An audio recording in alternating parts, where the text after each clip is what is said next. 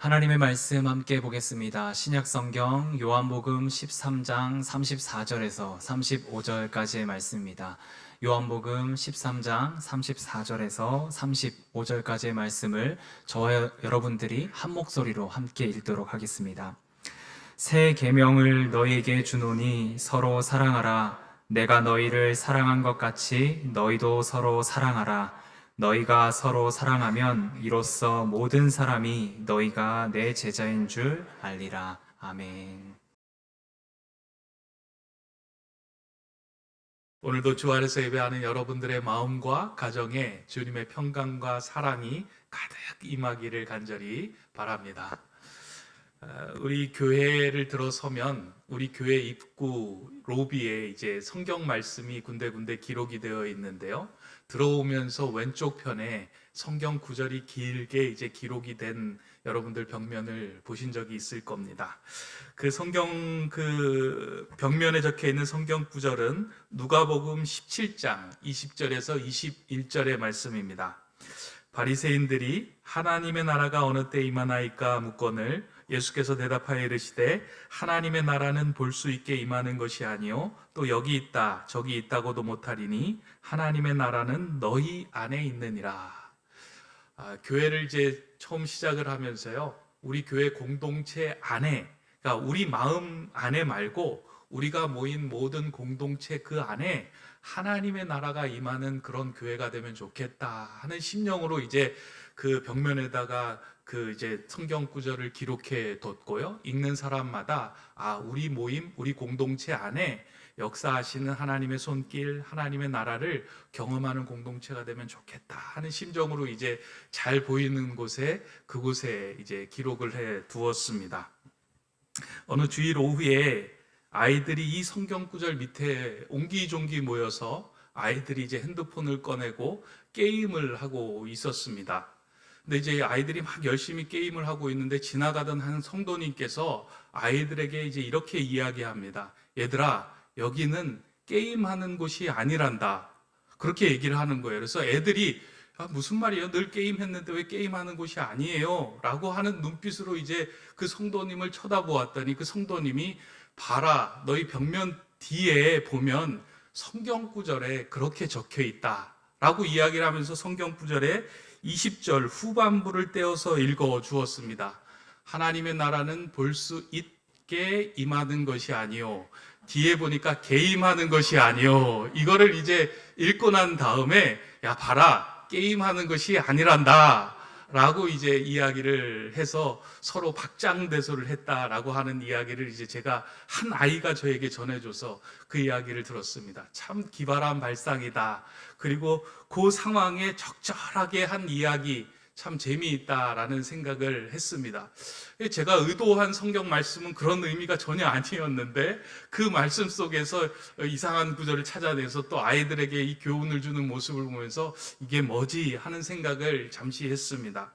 제가 그 상황을 보면서 성경은 히말라야 산과 같다라는 생각을 했습니다. 늘 같은 산임에도 불구하고 그 산을 오르는 사람마다 느끼는 감정이 다르고 보는 것이 다릅니다. 동일한 사람도 히말라야에 오를 때마다 이전에 보지 못하였던 새로운 것을 발견하게 된다라고 말합니다. 늘 산은 거기에 있지만 그 산을 오를 때마다 이전에 보지 못하고 발견하지 못했던 새로운 느낌, 감정, 경험들을 그 산을 오르면서 경험하게 된다.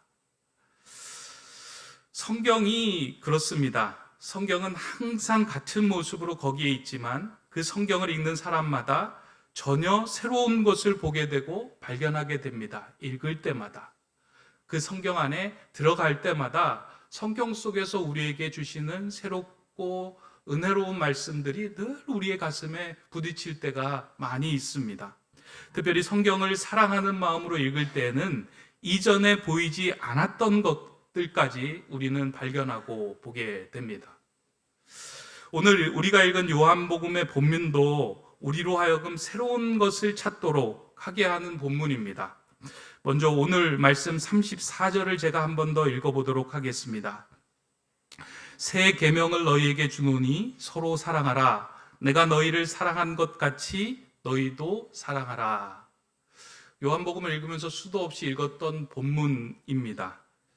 예수님은 제자들과의 마지막 만남의 자리에서 제자들을 향하여 새 계명을 주시겠다라고 말씀합니다.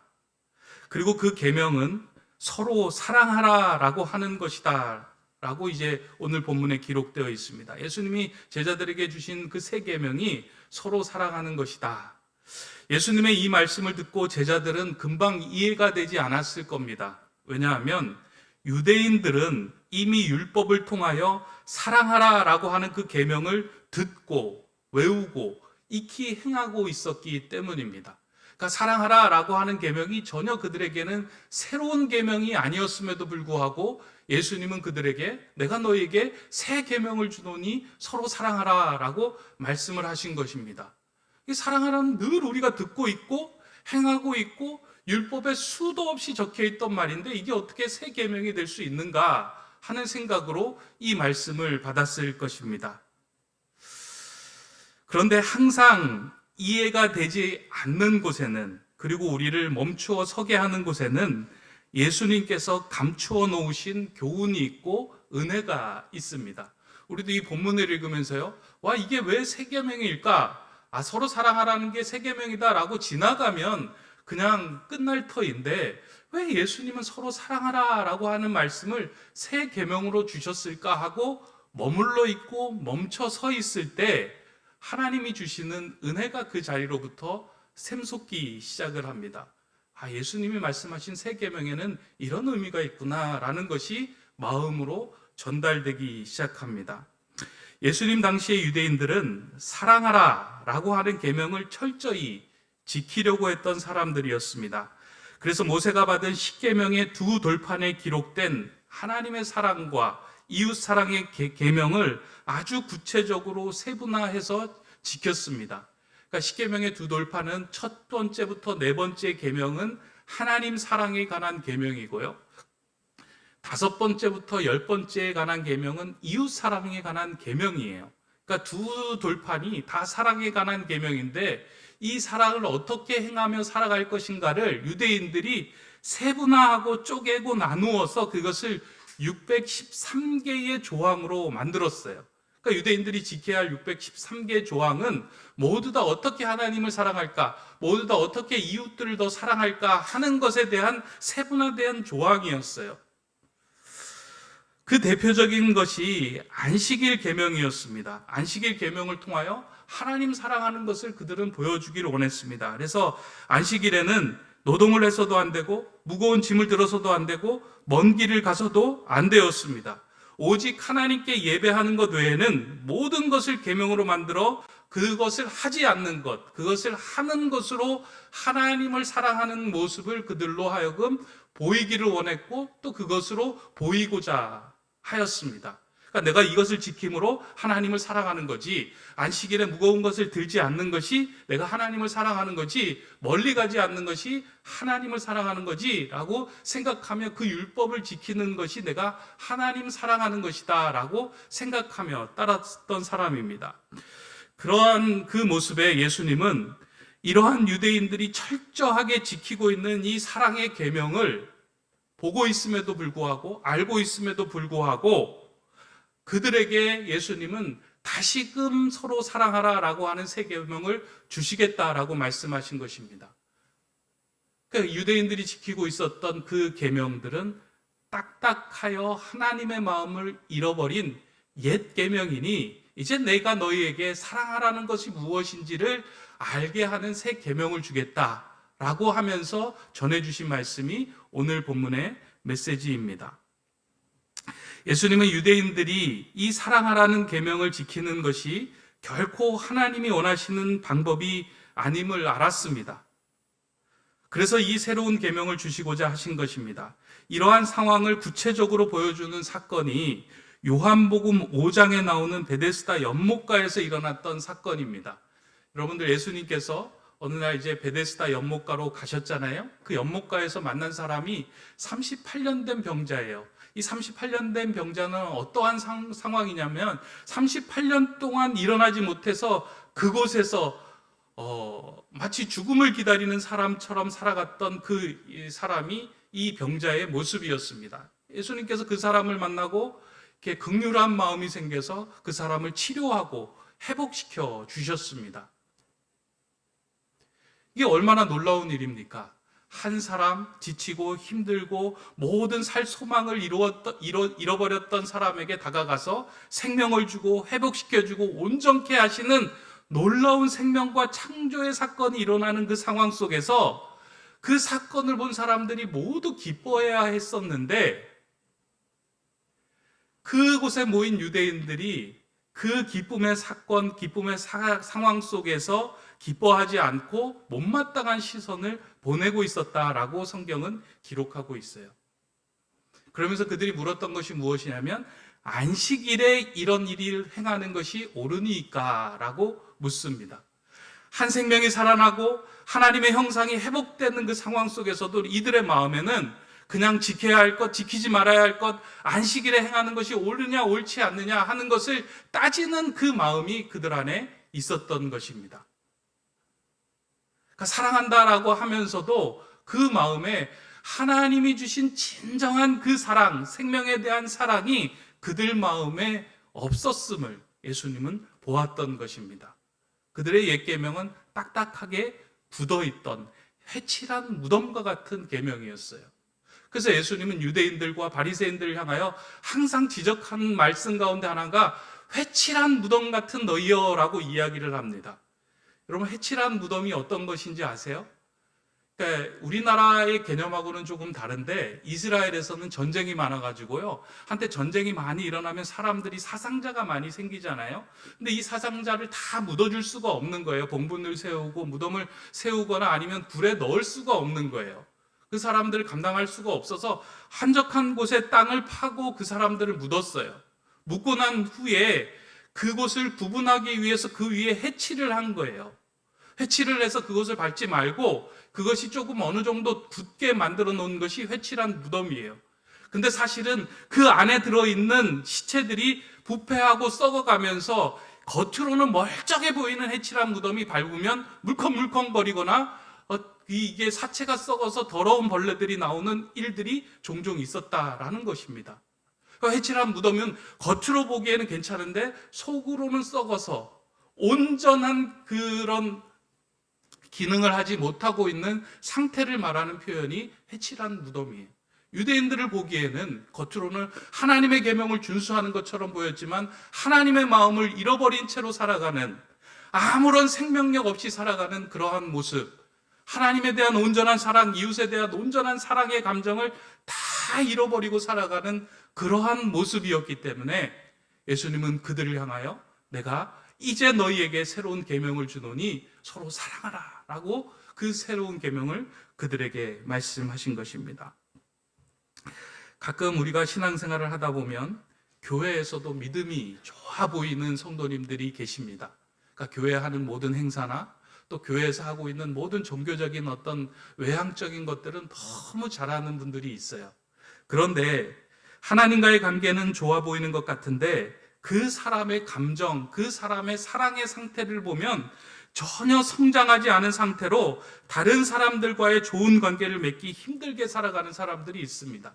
그러니까 하나님 관계는 너무 좋고 막 기도의 끝도 없이 그냥 철저하게 하나님을 추구하는 것 같은데 실제로 사람들과의 관계의 감정 상태는 엉망진창으로 살아가는 사람이 있습니다. 믿음에는 거인과 같지만 감정은 난장이와 같은 상태로 신앙생활하며 살아가는 사람들이 있습니다. 마치 유대인들의 모습이 믿음에는 거인과 같지만 하나님이 주신 그 사랑의 감정, 사랑의 마음은 난쟁이와 같은 상태로 살아가고 있었던 것입니다. 예수님은 유대인들을 그렇게 계속해서 만들어가는 그 옛 계명을 버려버리고 이제 새로운 계명을 제자들에게 주시며 새 사람을 창조하시겠다라고 말씀하시면서 그들에게 하신 말씀이 오늘 우리가 읽은 요한복음 13장의 새 계명의 말씀입니다. 그렇다면 예수님께서 말씀하신 이 새 계명은 옛 계명으로서의 사랑과 어떤 차이가 있을까? 똑같이 사랑하라라고 이야기하고 있는데 예수님이 주신 새 계명과 새 계명으로서의 사랑과 옛 계명으로서의 사랑에는 어떠한 차이가 있을까? 오늘 본문을 계속 묵상하다 보니까 저는 이 속에서 이제 두 가지의 어떤 차이를 좀 발견하게 되었습니다. 첫 번째는 사랑의 출발점이 다릅니다. 그러니까 예수님께서 말씀하신 서로 사랑하라, 내가 새 계명을 준다. 그리고 그 앞에 조건을 단 것이 무엇이냐면 뭐라고 달려 있어요? 내가 너희를 사랑한 것 같이. 그러니까 사랑의 출발점이 자기 사랑, 자기애로부터 출발되는 것이 아니고요. 예수님께서 내가 너희를 사랑한 것 같이, 우리의 사랑의 출발점이 어디라고요? 예수 그리스도라고 이야기하고 있어요. 내가 십자가 희생을 통하여 내가 온몸을 바쳐서 너를 사랑하듯이, 내가 한 생명을 위해 모든 것을 내놓았듯이 너희를 사랑하는 그 마음으로 너희가 서로 사랑해라. 그러니까 사랑의 출발점을 다른 데에 두고 있다는 거예요, 새 계명은. 근데 우리가 지금까지 했던 사랑은, 구약의 사랑은 어떤 사랑이었어요? 나예요, 나. 자기의 사랑에서부터 출발하는 사랑이었어요. 그래서 내 감정에, 마음에 들고 들지 않음에 따라서 우리는 사랑을 하거나 사랑을 하지 않는 일들이 벌어지는 거예요. 이러한 사랑은, 예수님의 사랑은 세족식을 통하여서 잘 드러나고 있습니다. 예수님께서 제자들의 발을 씻겨주시는 요한복음 13장을 보면 제자들 2명의 이름이 그곳에 이제 언급되고 있습니다. 한 사람이 이제 예수님을 팔려고 했던 가룟 유다, 또 한 사람은 13장 후반절에 예수님을 나는 목숨을 다해서 예수님을 따르겠습니다 라고 얘기했지만 부인한다라고 이야기했던 베드로. 그러니까 둘 다 예수님을 배신하는 그런 어떤 삶, 미래의 삶을 살아가고 있는 그 제자들의 모습을 부각시켜서 보여주고 있습니다. 예수님은 그걸 알고 있었어요. 근데 제자들의 발을 씻기는 장면을 이렇게 보면은요, 예수님께서 베드로의 발을 씻겨주시고 또한 가룟 유다의 발도 씻겨주셨어요. 그들의 발을 씻기는 걸 빼놓았다라고 말씀하지 않습니다. 우리 같은 사랑, 마음에 내 자기 사랑으로부터 출발한 사랑 같으면 이 인간이 나를 팔고 이 인간이 나를 배신할 거야 라고 하면 그 사람을 발을 씻겨주고 싶은 마음이 있겠습니까? 사실은 멀리하고 싶고요, 난 너랑 상관하기도 싫어 라고 이야기를 하든가, 아니면 발을 씻으면서 뭐 이렇게 짝대기 같은 걸로 발을 그냥 쿡쿡 쑤시거나 꼬집거나 뭐 하는 일들이 있었겠죠. 뭔가 다른 표현이 있었겠죠. 근데 마음을 담아서 정성스럽게 그들의 발을 씻어줍니다. 베드로는 그 사랑에 감격하여 나중에는 결국 그 사랑에 항복하여 사랑의 사도로 살아가게 되지 않습니까? 예수님의 사랑은요, 내가 감정, 내 마음으로부터 출발하는 것이 아니라 하나님의 마음, 하나님께서 자신에게 주신 한 생명을 사랑하실 때 끝까지 사랑하시는 그 사랑의 마음으로부터 출발했어요. 그러면서 이제 제자들에게 이야기를 하는 거예요. 너희들도 이제 세상에서 살아갈 때 너의 마음의 사랑으로부터 출발하지 말고 내가 너희를 사랑한 것 같이 함께 사랑하면 좋겠다라고 이야기를 합니다. 그러니까 주님의 사랑으로부터 출발해라 라고 이야기를 하는 거죠. 우리는 믿음 생활을 할 때요, 믿음은 하나님께로부터 오는 것이다 라고 믿고 하나님 저에게 굳센 믿음을 허락하여 주시옵소서 라고 간구하며 그 믿음이 넓어지게 해달라고 간절히 간구하며 하나님을 붙들잖아요. 그렇죠? 그렇지 않습니까? 근데 사랑에 대해서는 어때요? 하나님, 이 사랑이, 하나님의 사랑이 내 안에 가득 부어질 수 있도록 저 한 영혼을 위해 내 사랑이 넓어지게 해주십시오 라고 간구하지 않잖아요. 근데 마음에 들지 않으면, 내 감정과 상관없으면 그 사람을 멀리 하게 되잖아요.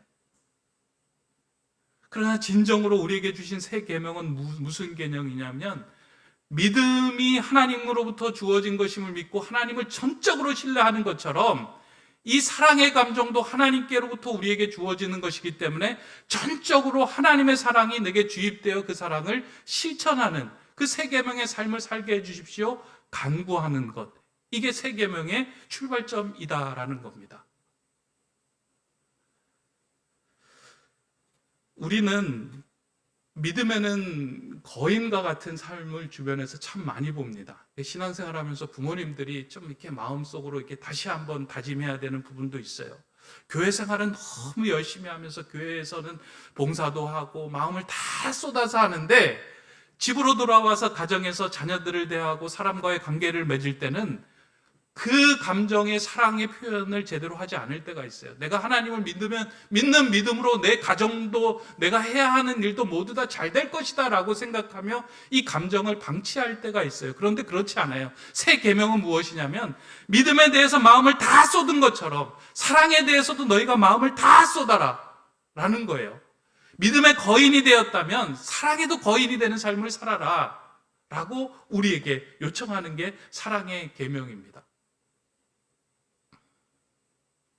가정에서 자녀들을 양육할 때 내 마음에 안 들어서 내 기준에 부합되지 않아서 외면하고 싶을 때가 많이 있지만 주님께서 내가 너희를 사랑한 것 같이 사랑하라. 하나님 그 사랑으로 내가 한 생명 한 영혼을 돌보게 해주십시오. 내 자녀를 더 사랑하게 해주십시오. 이 사랑의 감정을 베푸는 것이 진정한 믿음 생활입니다 라고 생각하며 간구하며 그 계명을 따르는 삶, 그게 새 계명의 삶입니다. 저는 우리 교회 공동체가요, 그런 사랑이 그리고 그런 사랑에 대한 실천을 노력하고 애쓰는 공동체가 되었으면 좋겠습니다. 그래서 내가 마음에 맞는 사람만 사랑하는 것이 아니고요, 주님, 내 마음에 주님의 사랑을 부어주셔서 한 영혼 한 생명을 진정으로 사랑할 수 있는 그 사랑의 마음이 넓어지게 해주십시오. 그 사랑의 계명을 준수하며 쫓아가는 삶이 되게 해주십시오. 그렇게 간구할 때 주님께서는 우리에게 필요한 사랑을 부어주시고 그 사랑의 실천을 할 수 있도록 이끌어 주실 것입니다. 그게 새 계명의 삶입니다. 이게 이제 첫 번째 차이라면요, 두 번째 차이를 이렇게 자세히 들여다보면 서로 사랑하라 라고 하는 그 계명을 자세히 들여다보면 서로라고 하는 이 말에 우리가 좀 집중해야 할 필요가 있습니다. 사랑하는 것은 이제 서로 사랑하는 거잖아요. 일방적으로 내가 내 입장에서 사랑하는 것이 아니라 상대방 사랑을 받는 사람도 같이 사랑할 때 그 사랑이 온전해지는 겁니다. 근데 우리는 이제 사랑을 할 때요, 내가 사랑하라 라고 할 때는 항상 내가 저 사람을 어떻게 사랑하지에 대한 관심을 갖고 그 사랑에 대한 마음을 쏟습니다.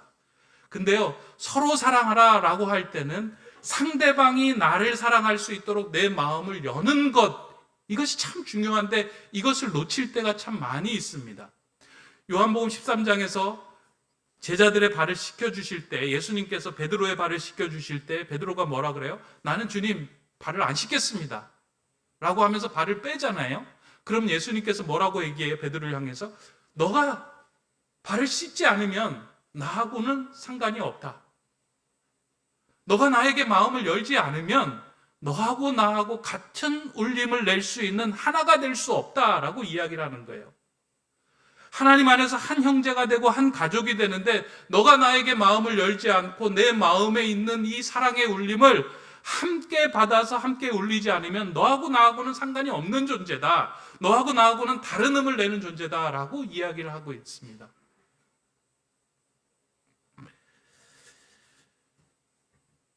예수님을 믿고 따르는 사람들이 서로 마음을 열고 사랑함으로 하나가 될 때 그 모습에 사람들은 서로 큰 울림을 경험하게 됩니다. 그러니까 내가 마음을 열기 시작하고요, 그 사랑을 받아들이기 시작할 때 그 두 사람이, 그러니까 관계가 깨어졌건 어렵던 그 사람들의 삶 속에서 큰 울림이 일어나기 시작을 하는 거예요. 근데 그 울림은 그 두 사람으로 끝나는 것이 아니고요, 그 주변에 옆에 있는 사람들에게도 회복이 전해집니다. 그러니까 관계가 안 좋았던 사람이 있잖아요. 그 교회 안에서도 아이고 저분하고는 관계가 안 좋아. 얼굴도 안 봐. 교회 와서 쳐다도 안 봐. 그런 사람이 있을까요? 없을까요?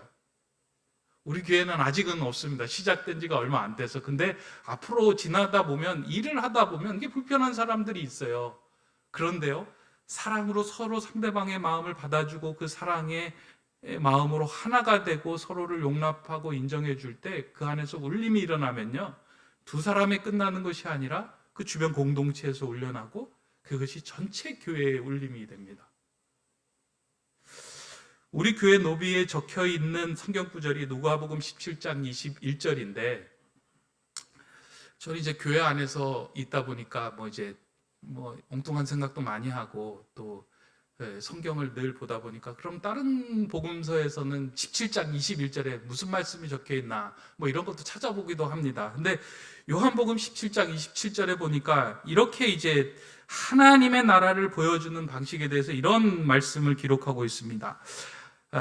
요한복음 17장은 예수님께서 이 땅을 떠나기 전에 제자들을 향하여 기도한 기도문인데요. 이렇게 기록이 되어 있어요. 아버지여, 아버지께서 내 안에 내가 아버지 안에 있는 것 같이 그들도 다 하나가 되어 우리 안에 있게 하사 세상으로 아버지께서 나를 보내신 것을 믿게 하옵소서.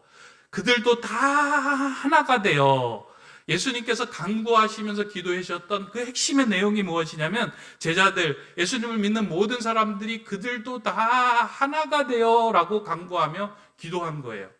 그러니까 하나가 된다는 건 서로 똑같게 해달라는 말이 아니에요. 서로 얼굴도 다르고 감정도 다르고 색깔도 다르고 모든 것들이 다르지만 같은 울림을 가지고 있게 해 주십시오.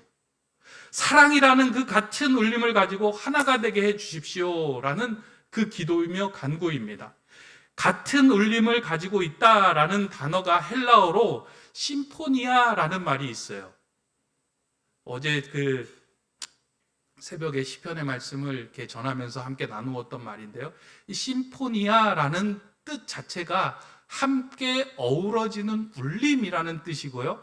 요 단어를 가지고 이제 교향 악단에서 교향곡을 이야기할 때 심포니라고 하는 말을 사용하고 있잖아요. 교향곡의 심포니, 이게 함께 어우러지는 울림이라는 뜻입니다. 그러니까 악기들이 저마다 다 다르잖아요. 그러니까 바이올린도 있고 첼로도 있고 관악기도 있고 현악기도 있고 뭐 타악기도 있고 다 다른데 그 음이 조율이 되고 같은 울림을 갖는 거예요. 그러니까 하나님 안에서 하나가 된다는 건 그런 같은 울림을 가지고 있는 거예요. 하나님과 우리가 함께 하나가 되고 하나님 아버지 안에 있고 서로가 안에 있을 때 우리 안에 울려나는 그 울림의 소리가 무엇이냐면 그게 사랑이에요.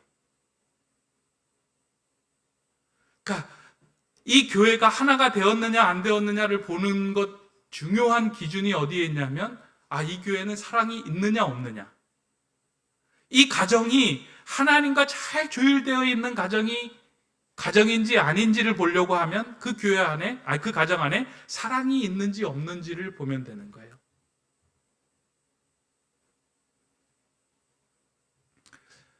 교향악단에서 기준음을 정하잖아요. 그러니까 교향악이 시작이 될 때 하나의 울림을 가지고 심포니아를 만들기 위해서 기준음을 정할 때 악기 연주자 한 명이 일어나서 이제 음을 쫙 불잖아요. 그때 일어나는 그 악기 연주자가 이제 오보에가 일어나죠. 오보에가 일어나서 지음, 소름을 푹 붑니다. 그러면 악기들이 이제 거기에 맞춰서 다 음을 이제 조율하기 시작해요. 그러니까 그 한 음을 만들어내면요, 아름다운 그 악기의 이제 음악이 시작이 되는데 모양도 다르고 색깔도 다르고 뭐 이렇게 음색도 다르지만 하나의 음에 조율될 때는 그 악기들이 내는 음이 참 아름답고 좋습니다. 마찬가지로 우리가 조율되어서 나타내고 소리 내야 할 하나가 있다면 사랑이에요. 사랑. 교회가 내야 될 소리가 있다면 사랑입니다. 그렇게 사랑으로 살아갈 때, 그렇게 교회가 사랑으로 하나 될 때, 가족이 사랑으로 한 마음이 될 때, 그 교회, 가족, 그 공동체, 그 한 사람의 기도는 하나님께서 들어주시겠다라고 약속을 해주세요. 마태복음 19장에 보면, 18장 19절에 보면, 진실로 다시 너희에게 이르노니 너희 중에 두 사람이 땅에서 합심하여 무엇이든지 구하면 하늘에 계신 내 아버지께서 그들을 위하여 이루게 하시리라. 여기서 두 사람이 땅에서 합심하여 라고 하는 이 합심이라는 단어가 심포니아예요. 이 단어가 헬라어로 심포니아라는 단어예요. 둘이 마음이 같아서 함께 어우러지는 울림을 갖는 것. 우리가 예수님께서 행하신 그 사랑, 내가 너희를 사랑한 것 같이 너희도 서로 사랑하라. 그 주님의 사랑에 잘 조율되어 있는 그 한 사람의 울림을 가지고 다른 사람들에게 다가설 때요, 그 사랑은 울림이 되고 울림이 되고 울림이 되고 퍼져나갑니다. 믿음이라고 하는 것은 기도 열심히 하는 것, 거기에 멈추는 것이 아니고요. 믿음은 하나님을 믿는 하나님의 사랑을 가지고 우리의 삶의 현장에서 그 사랑을 의지적으로, 의도적으로 실천해내며 살아가는 것이 믿음의 삶입니다. 저는 우리 교회가 믿음에는 막 거인이 되고요, 실제 삶에서는 난장이가 같은 교회가 되지 않았으면 좋겠습니다. 여러분의 신앙생활도요, 교회 와서는 너무 거룩하고 막 기도도 잘하고 찬양도 잘하는데요, 일상의 현장에 가면 다른 사람을 향하여 마음도 열지 못하고 다른 사람을 진심으로 사랑하지 못하는 그런 감정의, 사랑의 난장이와 같은 삶이 되지 않기를 소망합니다. 그 일을 위하여 주님께 잘 조율되어 있을 때 우리는 오늘 우리에게 주신 이 사랑의 계명, 새 계명, 이것을 잘 행할 수 있습니다. 오늘 마지막 구절에 뭐라고 이야기해요? 이로써 서로 사랑하면 너희가 내 제자인 줄 세상이 알게 되리라. 기도 잘하면 세상이 제자인 줄 알게 되리라 라고 이야기하지 않고요, 너희가 서로 사랑하면, 너희 안에 그 사랑이 있으면 너희가 내 제자가 되리라.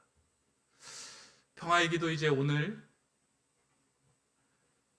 이 말씀으로는 이제 마지막이고 다음 주에 한 번 더 남았는데요, 평화의 기도를 처음 사랑으로 시작해서 마지막 사랑으로 마쳐요. 미움이 있는 곳에 사랑을, 사랑받기보다는 사랑하게 하소서, 사랑으로 모든 걸 덮고 있어요. 저는 우리 교회와 여러분들의 삶이 이 사랑으로 덮어서 정말 주님이 주신 새 계명을 따르는 주님의 제자와 같은 삶을 사시기를 간절히 바라고 소망합니다. 그런 교회가 되기를 주님의 이름으로 축원합니다. 기도하겠습니다. 우리를 사랑하시되 끝까지 사랑하시는 하나님, 이제 주님의 말씀을 따라 이 땅에서 새 계명을 따르며 살고자 합니다. 주님의 사랑에 우리의 마음이 조율되게 하시어 그 사랑의 울림을 옆에 있는 사람들에게도 전하는 삶이 되게 하여 주시옵소서. 그리하여 함께 어우러지는 울림으로 하나님 나라를 보여주게 하시고 이 땅의 참 스승이신 예수님을 높이는 제자의 삶이 되게 하여 주시옵소서. 이 사랑이 가정으로도 흘러가게 하여 주시고 이 사랑이 우리가 거하는 곳에 흘러가게 하여 주셔서 믿음과 함께 사랑도 자라나며 성장시키는 주님의 제자들 다 되게 하여 주시옵소서. 예수 그리스도의 이름으로 기도드립니다. 아멘.